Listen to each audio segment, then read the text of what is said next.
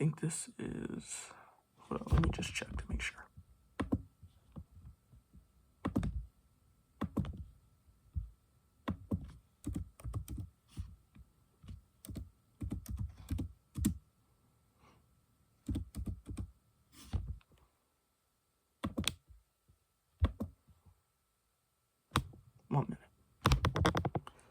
One minute.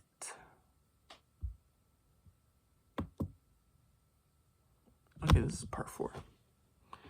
So let's get into it. So my day. I already talked about the beginning of my day in the 3rd video, because, I made a video in the morning. I had to go to a little meeting because of my suspension. Then I got home. After I got home, surprisingly, I did not take a nap. And I had planned on taking a nap. I had, my pajama pants under my sweatpants and everything. I planned on getting right back in bed as soon as I got back from that meeting, but I didn't. And what I ended up doing was I ended up reading my book, the Gandhi's autobiography. And from what I recall, now I'm in where he finally gets permission from his family to go study in Britain. And it's really hard for him because, the first reason is because his family does not want him to go to Britain, nor does his peers. They do not want him to go to Britain because they think that if he goes to Britain, then it will go against his religion, because they drink liquor, they eat meat, and they dress immodest. I think that's the word, immodest, opposite of modest, basically. And they're just assholes. Not assholes, but according to Gandhi's peers and family, the people over in Britain aren't good. So Gandhi ends up convincing his mother to let him go to Britain, and he does this by taking a solemnly, I think that's how you pronounce that word. He takes an oath, okay? He takes an oath to first not eat meat. And I think that's it, to not eat meat and just to not fall to the Britain culture. And he keeps his promise, he doesn't eat meat, he's doing everything right, he's just going there to get his education. At some point he does, he starts thinking, he's like, oh, I need to become accustomed with these Europeans if I'm really gonna fit in.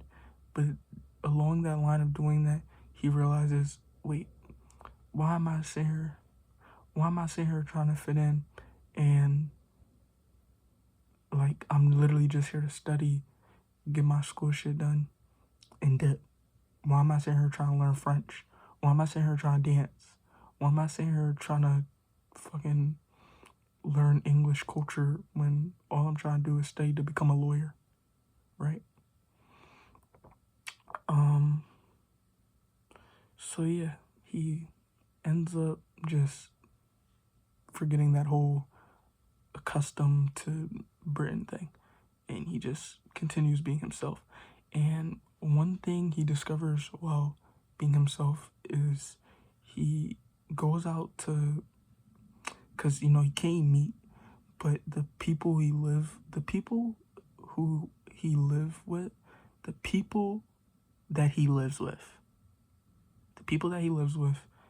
they aren't very good at making vegetarian dishes. And he says it's very bland, and he never likes to ask for more than what he is given, for real. He thinks it's impolite. And, he's basically just like, man, I don't want to eat here no more. So he finds some vegetarian restaurants, and in one of these vegetarian restaurants, I think he meets somebody, or no, he sees a book and he sees these books about vegetarianism and the benefits and shit. So he reads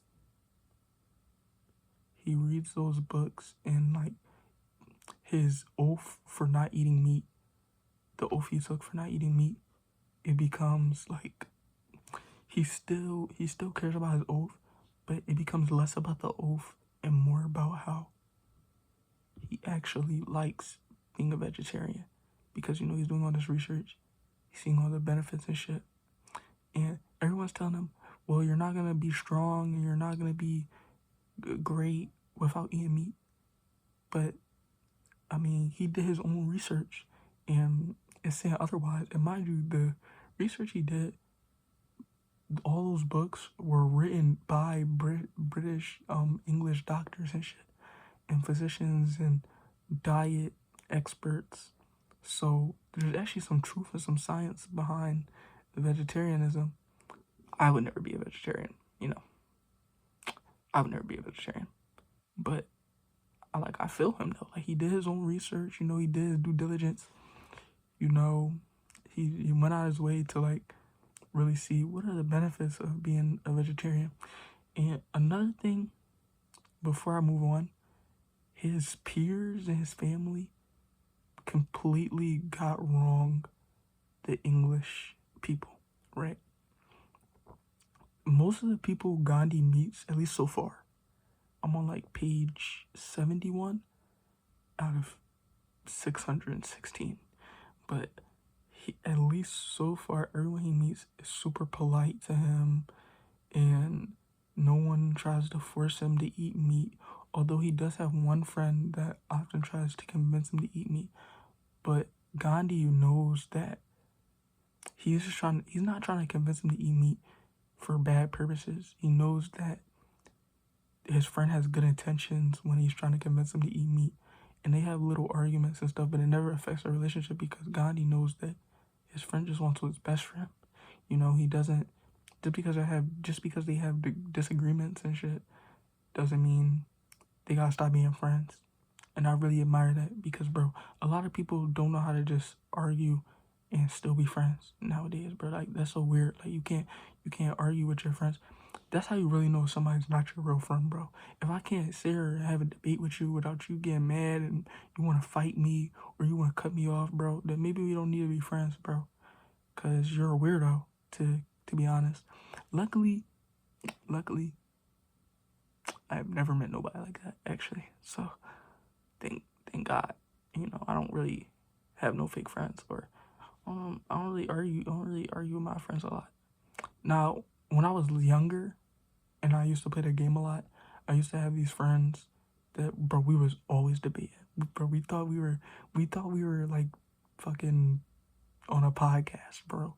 We thought we were on a podcast, bro. We was always talking about the next new topic, politically, dumb internet shit. Like, bro, we was just chatting it up in the party chats. And we was debating, arguing, bro. We would get heated. We would get overly heated. But it didn't matter, bro, because at the end of the day, bro, we would all still be friends, bro. And we would all still want to fuck with each other. Because at the end of the day, bro, it's like, bro, first of all, we was arguing over bullshit.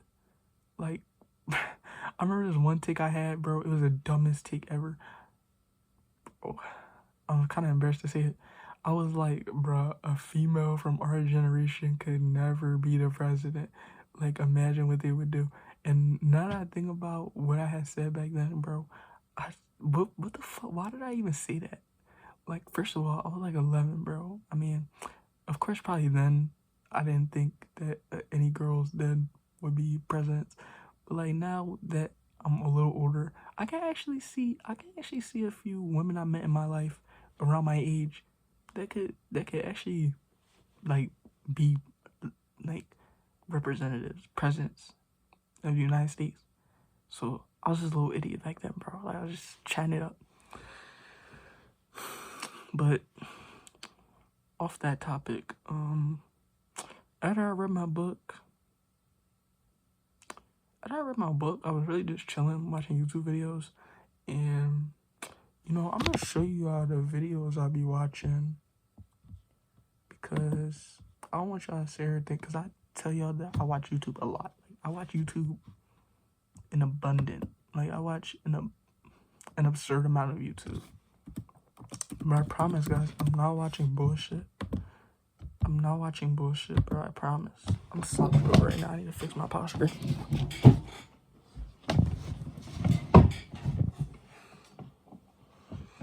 Trying to move in so I don't have to. Oh, shit.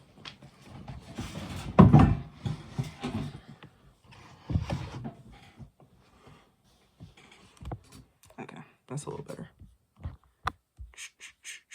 Okay, here.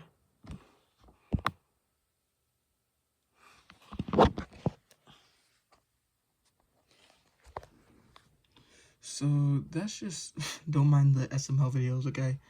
God forbid a man want to indulge in a little bit of brain rot. But yeah, like, as you can see, like, the first two videos, 10 books that will get you obsessed with reading, thoughts on social isolation, just, normal video essays. Actually, I'm going to save that one I'm going to save that one to save later. Save both these to save later. Okay, so now that y'all know what type of videos I watch. I watch video essays. I basically watch stuff like this. Just people talking, bro. Just people talking, letting their thoughts spill out. Shit about books, how to study better. I watch a lot of shit about working out. A lot of calisthenic videos. I like this one dude I was just watching. His name's Maximilian S. And he's really cool. I just watched like 2 of his videos before I started this video. And he basically just makes workout videos. Like, inspirational little things. He's kind of funny too. That's the thing. Like, it's not bland. He has personality and shit. It's pretty cool. But yeah, that's basically the type of shit I get into on YouTube. But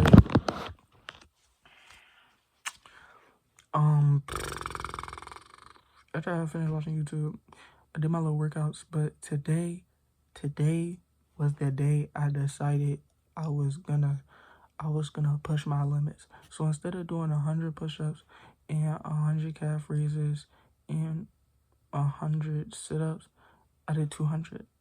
I basically doubled everything today. When I was reading, I decided that instead of reading 10 pages, I'm gonna read 21 pages.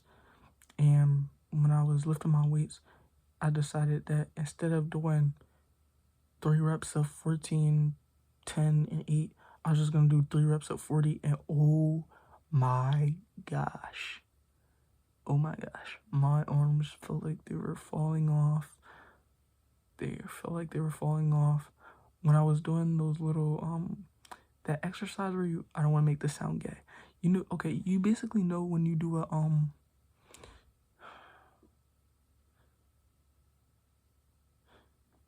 bro, I'm just gonna try to explain it, bro. You take the dumbbells, they're both in your hand, and you just basically bend over and like you kind of do it like a touching toes motion, and then you just bring yourself back up. And then I did hammer curls. No, first I started by doing the curls where you go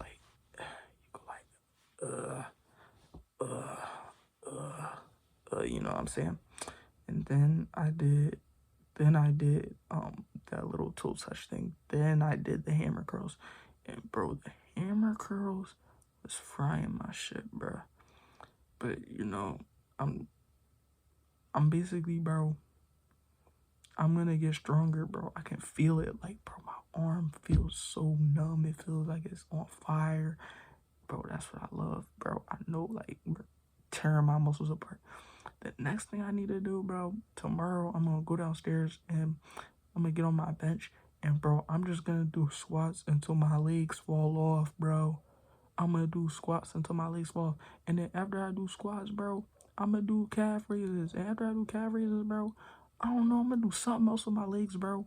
Because I feel like I don't be doing enough with my legs. And I don't want my upper body to exceed my lower body. My lower body is actually pretty strong, like, I can dunk, okay? I can dunk on regulation court. So I'm obviously pretty bouncy, right? I can easily dunk, okay?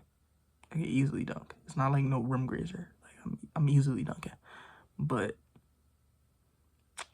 I wanna dunk even easier. Like I'm easily punching it. But bro, that's not enough, bro. I wanna be the first nigga to do a 360 between the legs. No. Fucking double 360 between the legs from the 3-point line, bro. I wanna be the first nigga to do some crazy athletic shit, bro. I don't care about no regular ass dunk, bro. I'm not Curry. I'm not fucking Curry, bro. That lame ass nigga. It's like, no, Curry not lame. But, like, I'm trying to really punch shit, bro. I'm trying to really stuff somebody, bro. I'm trying to stuff somebody's son. I'm trying to have somebody's mom. I'm trying to have no. I'm trying to have somebody's dad. I'm trying to have somebody's dad silent on the car ride home, bro. I don't want to do no fucking rim grazers. I don't want to do no regular dunks, bro. I want to embarrass somebody. Cause all them times I've been embarrassed, all them times somebody made me touch the floor, bro, all them times somebody dunked on me, bro, I'm gonna get back for all of that, bro. I'm gonna get back for all of that. When niggas think shit's sweet now, bro, just wait. Cause my time is coming. And it's coming soon. It's coming really soon, bro. Sooner than later. And y'all best be ready. Little tangent, but what did I do after I work out? I ate some food. It's nothing special. After that, I just watched YouTube again. Then I took a little shower because, like, I was low-key, like, stinking. I was low-key stinking. So I took a shower. Then when I got out of my shower, I watched more YouTube because, like I said, guys, I'm back on punishment. Like, bro, I wouldn't be sitting here watching. Oh no, you know what I did do? I watched a few basketball videos. I have a basketball journal. Whenever I watch basketball videos, I jot down notes as I follow the videos and shit. I did that. I also took notes when I was reading. After I got done reading, everything I underlined, all the words I don't know, names of places, names of people, names of books and shit like that. I always jot shit like that down in my notes and shit. So I keep saying shit a lot. I need to find a substitute for that word. Always jot stuff down. And yeah. So that's basically what I've been doing because I can't really go outside because I'm on punishment now because spring break is over. So I can't really hoop. And I'm actually really like nervous about that because my teammates, bro, workouts have already started back up. My teammates are gonna have all that time. I don't come back till the 15th. My teammates are gonna have all that time to improve, and I'm stuck in the crib doing nothing. But I'm not too nervous because, bro, like, I'm like a freak of nature, bro. Like, shit click like this, bro. If I work hard and dedicate myself to something, bro, just like that, bro. It's easy as pie. So, like, I'm gonna catch right back up. And to be honest, I think everybody gotta catch up to me. I think I'm giving people time to catch up to me. Cause I've been exceeding. Right? So this y'all little time, bro. So when I come back and I get to see where I'm at again, I can't wait, bro. I can't wait. I love competing. I love getting better. I love competition, bro. Like, bro, that's why I hate whenever I go to the park and shit. I mean, and stuff. And I hate when I go to the park and, bro, it's no comp. And to be honest, it's never comp, right? It's never comp. Even the guys that, like, used to really bust my ass, like, they not really that competition no more. Like, I know all your moves now. You easy to guard. You easy to score on. And you know, like, it's kind of the same thing in my high school. Like, I really, like, nobody's really that hard to guard no more. No one's really that hard to score on. And I'm getting more intelligent, right? Like, I'm learning more about different ways to score, different ways to facilitate, different ways to play defense. You know, I'm learning more, trying to pick up more knowledge, you know, other than just having the ball in my hand and dribbling it out. Because I'm going to just end up like Cam Thomas, bro. If I can't do nothing else but score, I'm going to just end up like a fucking Cam Thomas, bro. No. The greatest thing, the reason why the greats are the greats, bro, is because they mastered everything, bro. LeBron mastered scoring. LeBron mastered facilitating. LeBron mastered defense, bro. And all those things he mastered. Michael Jordan, all those things he mastered. Curry, all those things he mastered. Defense, I don't know. I don't really watch the NBA like that. But I know, I don't really watch the NBA like that. But I know the accolades that Michael Jordan and LeBron had defensive wise. So I can speak on that. And I know that LeBron, great facilitator. You know, I watch a little bit, okay, guys. I watch a little bit. I do a little bit of studying, okay. I do a little bit. I watch more video essays than I do games, and I gotta fix that. I have been watching games in slow motion, but I started watching games in slow motion, but then I stopped because I don't know why I stopped. So now I need to get back on that. Now I'm thinking about I need to get back on that. So tomorrow I'm gonna start my day by you know, do my little basketball studies, you know, watch them. Usually what I do is I'll watch 2 videos, like, I think his name's Coach Freaky. That sounds weird. But anyway, I'll be watching him. I'll watch 2 videos of his, and then I'll go watch a game in slow motion. And first thing in the morning tomorrow, that's what I'm going to do. And I'm going to tell y'all, after I get done doing that, I'm going to tell y'all how it go. I'm going to tell y'all how I feel and stuff, you know. But yeah, I just can't wait to get back on the floor. Another thing that I want to start doing again is drawing, but I want to start with a new sketchbook. And I know that you're not supposed to wait for things to be perfect to start, but like, just let me have this one thing. Just let me have this one thing, okay? Just let me get a new sketchbook before I start doing it again, okay? Because the sketchbook I have now has all these old drawings in it, and it's like really frustrating to flip through the pages and shit and try to find like pages that are, you know, ready, you know, blank and shit, not a whole bunch of bullshit on it. And like I say, yeah, you know, I can't wait for things to be perfect, but bro, it's not like I'm in this. It's not like, bro, drawing is I'm like I need to hastily do it. Like, art is just fun for me, so I'm gonna continue to let it be fun. I'm not gonna stress myself out about it.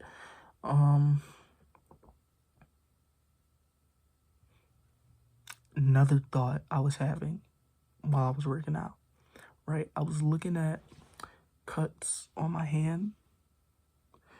You know, I got this one right here.